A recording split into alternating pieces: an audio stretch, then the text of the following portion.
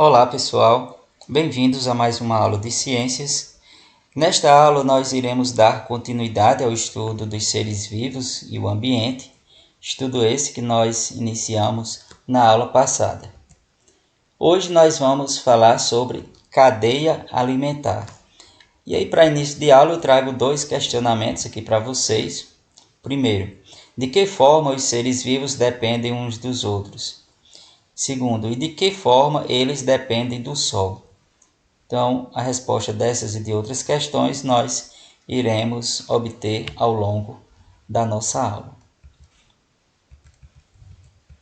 Bom, o que vem a ser uma cadeia alimentar? A cadeia alimentar é a relação entre matéria e energia que os seres vivos utilizam para sobreviver, ou seja, as relações necessárias para a busca de energia por meio da alimentação. Então, de maneira resumida, nós podemos dizer que a cadeia alimentar é uma sequência de organismos que servem de alimento uns para os outros. Então, aqui nós podemos destacar o seguinte exemplo.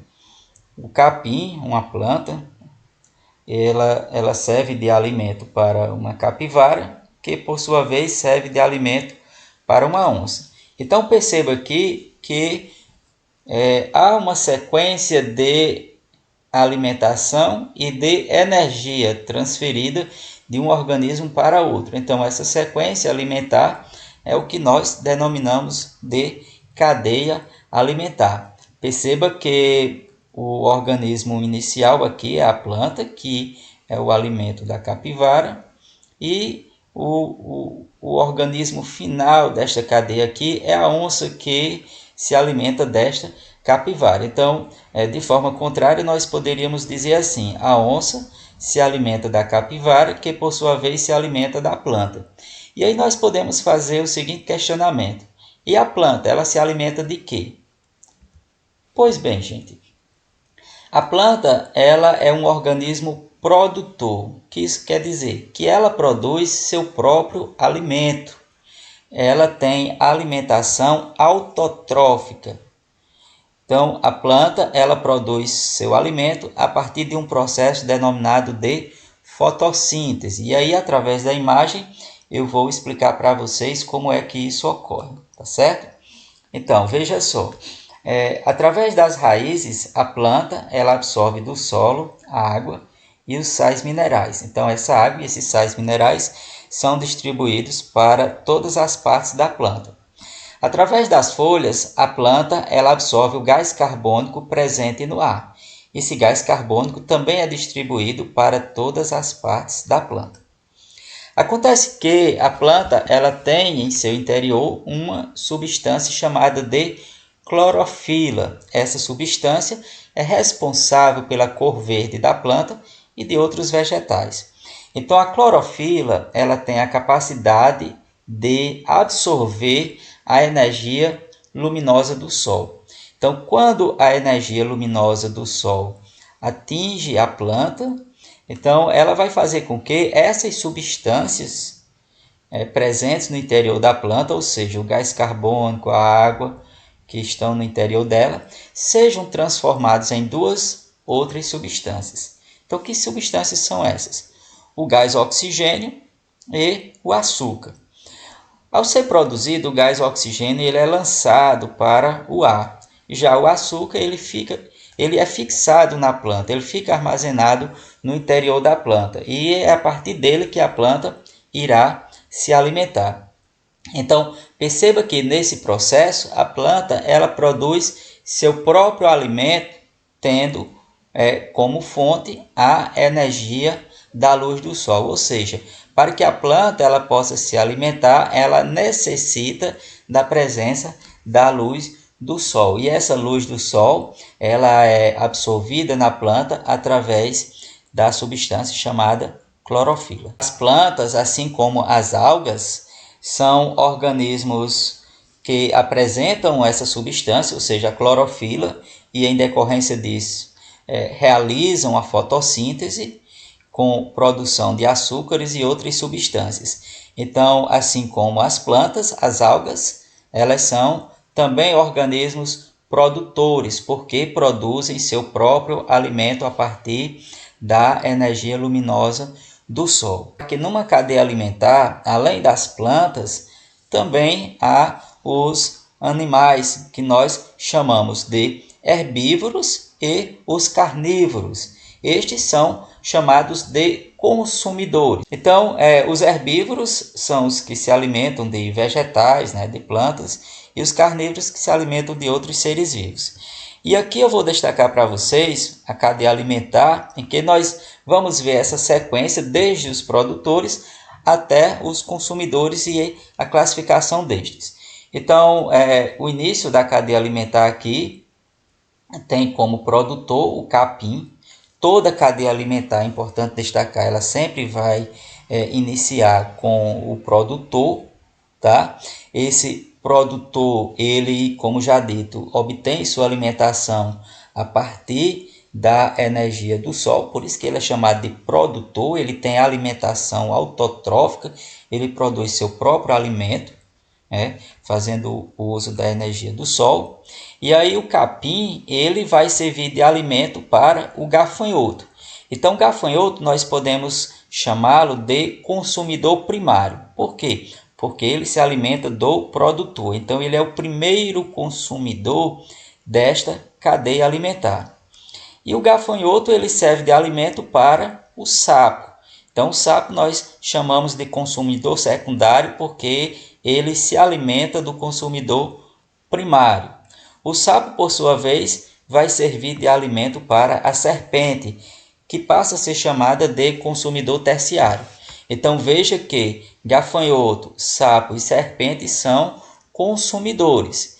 E na sequência, o gafanhoto é o consumidor primário, que se alimenta do produtor, o sapo, o consumidor secundário, que se alimenta do consumidor primário, e a serpente, o consumidor terciário, que se alimenta do consumidor secundário. Gente, se houver um outro animal, um outro ser que se alimenta da serpente, será chamado de consumidor quaternário, e assim por diante. E aí nós podemos imaginar o seguinte: e qual vai ser o final dessa cadeia? Se não houver nenhum consumidor, se não houver nenhum outro animal que se alimente dessa serpente, quer dizer que a cadeia alimentar, ela termina aí nessa serpente? Pois bem, veja o seguinte: o organismo final da cadeia alimentar, quando ele morre, ele passa por um processo que nós denominamos de decomposição. Ou seja, ele vai ser transformado ali na natureza. E quem é que realiza essa transformação?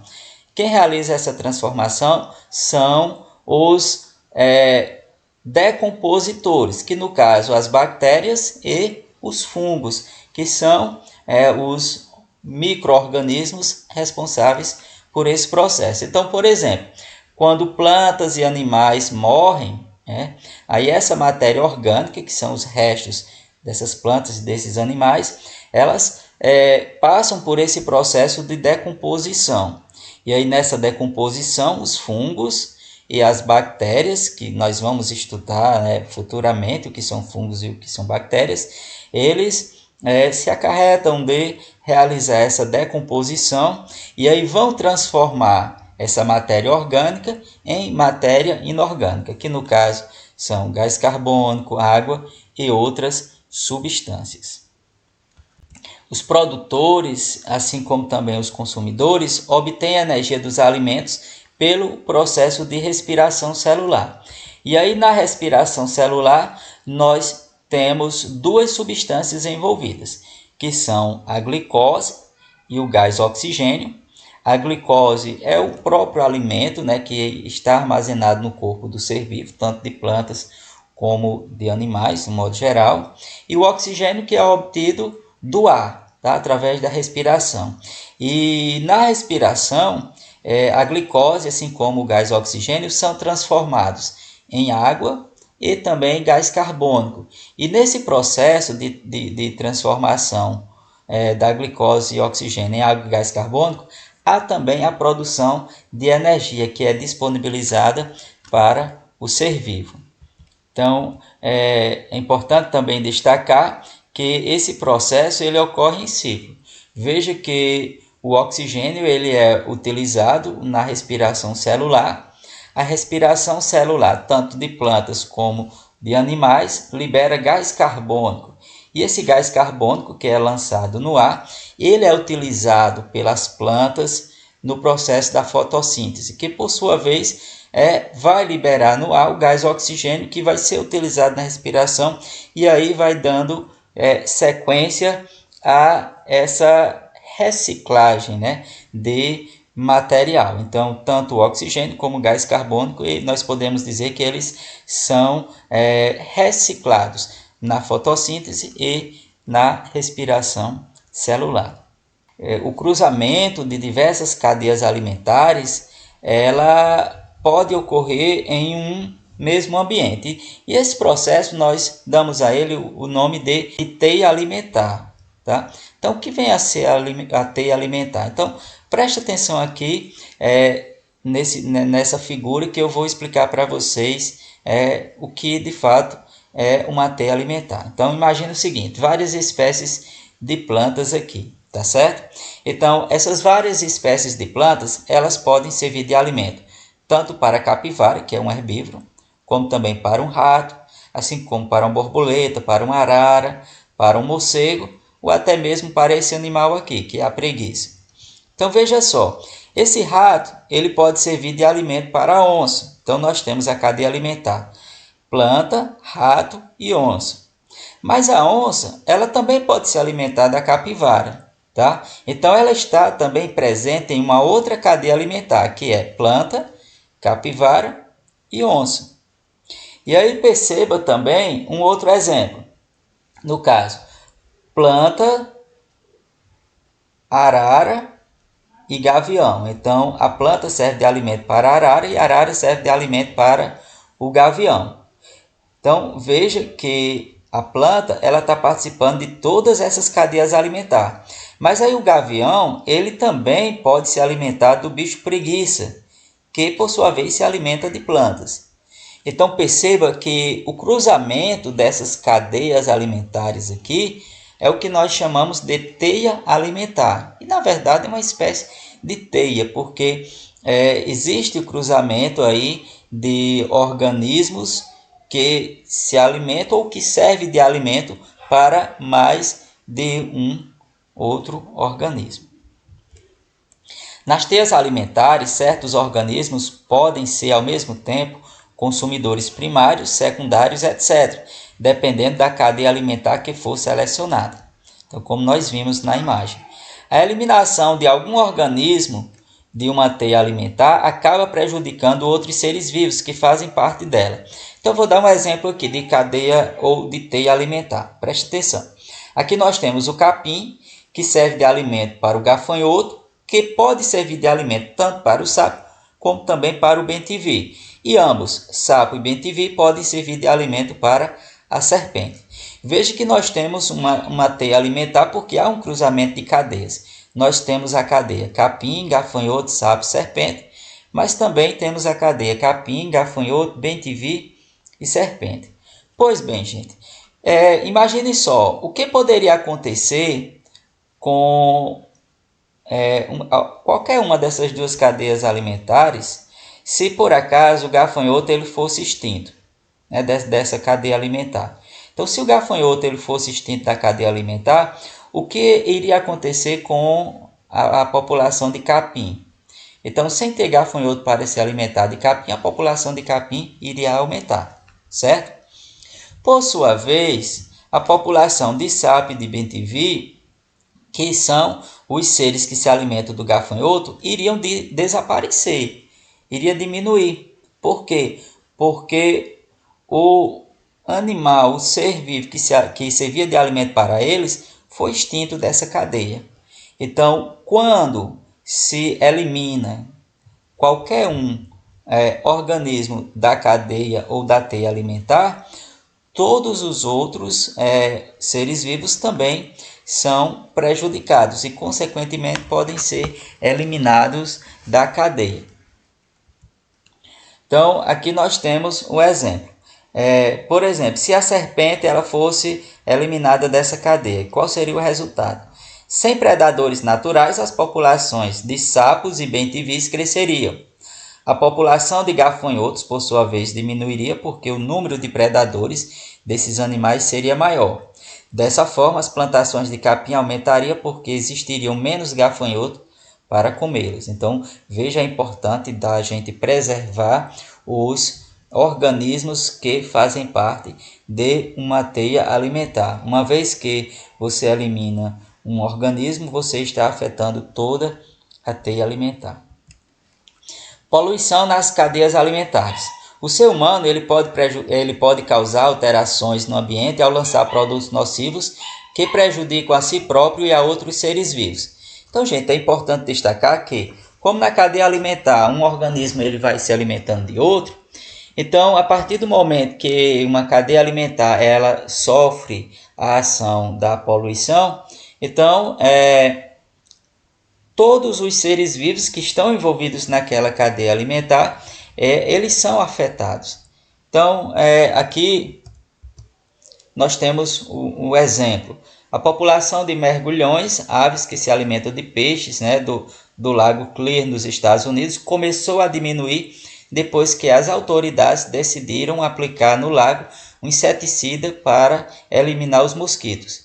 Então, veja aí um exemplo de poluição de cadeia alimentar. Embora a intenção tenha sido de eliminar apenas os mosquitos, mas o mergulhão que se alimenta desses mosquitos, ele também acabou se prejudicando, porque ao se alimentar desses mosquitos, ele foi contaminado, ou até mesmo a eliminação dos mosquitos acabaram fazendo com que estes organismos deixassem de existir e aí faltasse alimento para o mergulhão.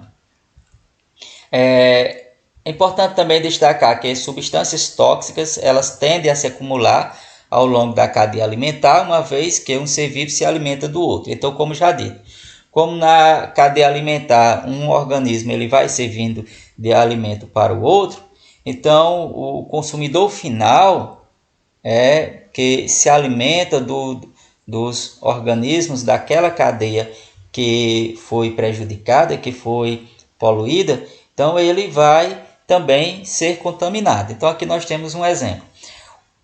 Imagine que em um determinado ambiente aquático fosse lançado uma substância tóxica, como por exemplo o mercúrio.